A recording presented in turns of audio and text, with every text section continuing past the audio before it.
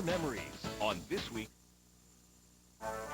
Welcome back for a look at All-Star voting.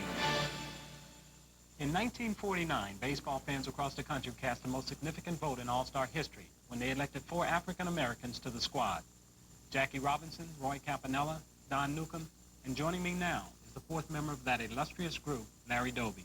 Larry, thanks for joining us. Can you tell me what it meant to you to be voted onto that squad? I think it was another step forward in terms of the relationship with baseball fans, baseball people, Afro-American people,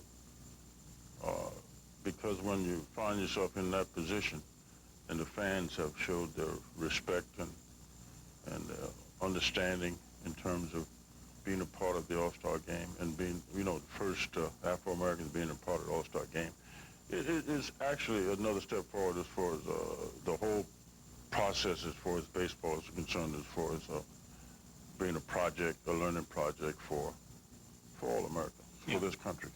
What was the atmosphere like? Was it a circus atmosphere such as we have today at All-Star games? No, because I don't think we were as good as actors there are today. No, it wasn't. It was accepted in terms of being appreciative for the fact that the fans had voted us in. And, we never talked too much about it in the beginning. I think as the end of that year, when we all went back home and saw each other, we talked about it somewhat. But it was a point where we were feeling good about it because this is the first time that Afro-Americans have been in the All-Star team in the American League and National League.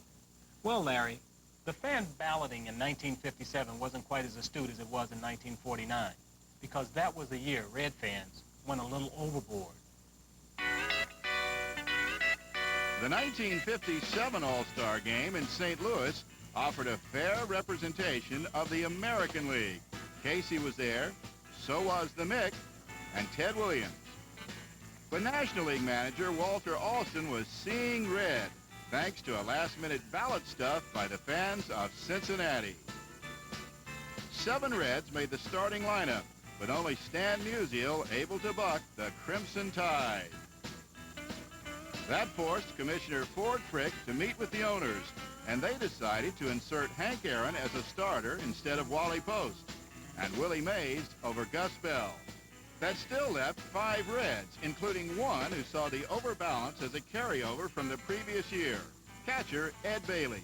We had a lot of fan appeal. Well, in 1956, we had 221 home runs. And that's quite it's still a record, I guess, for 154 games. But, the people were interested. We drew a lot of crowd. They like to see home runs. They like to see a lot of hits. I was 5th on the ball club with 28 home runs. We got Frank Robinson, Post, Bell, Klazewski, and these guys. And between Smokey Burgess and myself that year, we hit, as catchers now, 42 home runs. But the Red Menace was no match for Minnie Minoso and the balanced American League squad. Minoso provided key. When all was said and done, the American League had snapped the National League's 2-year winning streak with a 6-5 victory. But despite the outcome, the Red scare of '57 changed the system.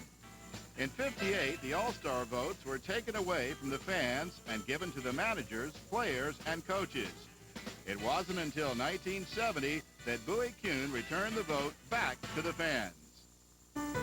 The fans did a credible job when they cast enough write-in votes in 1974 to make young Dodgers first baseman Steve Garvey a starter. But Garvey nearly missed the game in Pittsburgh with an illness. We were just about to play a 3-game series at Dodger Stadium and then subsequently come east for the All-Star game. Got very sick, started to get very nauseous on Thursday evening. Glands started to swell, very weak in bed on a Friday. I rarely, missed a game and couldn't get up. Couldn't get up Saturday, couldn't get up Sunday, saw the doctors. And then finally on Monday morning, very early, I saw our team doctor and he diagnosed what I had as the mumps. And I said, gosh, what can I do? A million people wrote my name in. I've got to get to Pittsburgh. So he gives me a shot or two, gives me a prescription, says, go ahead. By the time this kicks in, you should start to feel better. But even worse than battling the mumps was facing veteran pitcher Gaylord Perry of the Indians. So I get up the first time, and I'm still a little queasy. And he throws me a slider away, and I swing, and I almost fall on my face. Barely catch myself. So next pitch, he probably figures I got this kid away, so I'm going to throw a slider. And I reached out, hit the ball up the middle for the single. And boy, was I happy. In the fourth inning, Garvey drilled an RBI double off Louis Tiant. But despite a healthy lead, there was no relief in sight for Steve. After my second at-bat, which was a double, Yogi Berra was the manager, who said, we're going to take you out. So we get a rally, and he sends up Tony Perez. And Tony gets on, and he pinch hits for Tony Perez. So the inning's over, and he says to me, I'll put Tony in. I said, but Yogi, you already took him out of the game. He said, oh, did I? Well, I guess you're going to have to play. So I went out, and I was the only guy on both teams to play all 9 innings and won the MVP. And I'll never forget, I had a chance to bring my dad on the field, Boy Kuhn, my dad and I, accepting the MVP and being able to thank the fans for writing my name in and creating the most special moment in my life to that point. It was a phenomenal feeling for me. I had a great time there.